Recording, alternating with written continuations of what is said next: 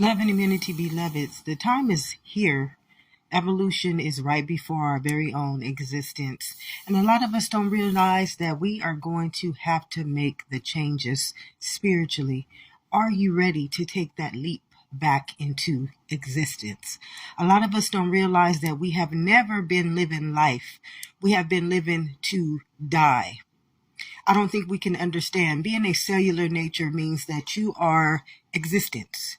It means that this cell that first grew this body is the life of the body.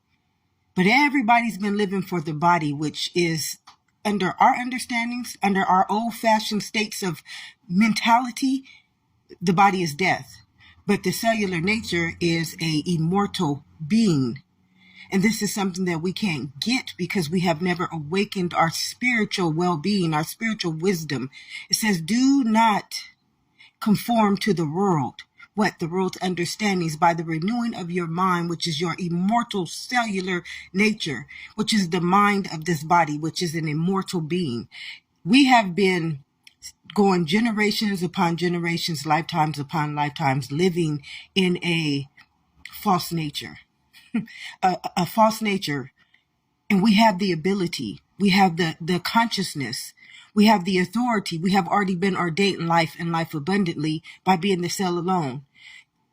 Are we ready, beloveds? Are we ready? Are we ready to take a leap of faith on our own spiritual gifts and walk back into existence, walk back into life?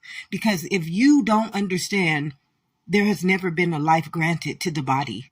There will never be a life granted to the body. It lives to die. Mind is over matter, period. And this is a beautiful testament to life. This is a beautiful understanding, but are you ready to take a leap of faith? That faith of a mustard seed in which made you spiritual. It made you a immortal being, and yet you want to be a flesh being.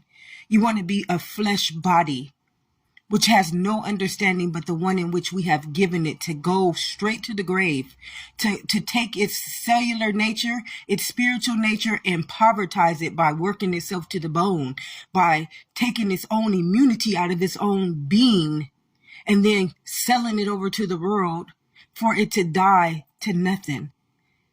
We have never lived for life. We have never lived for sustainability. We have never lived to know what this body could do for itself if we just gave it over to spirit or gave it over to God. A lot of us don't realize we are immortal. We are wonderfully and fearfully made, and yet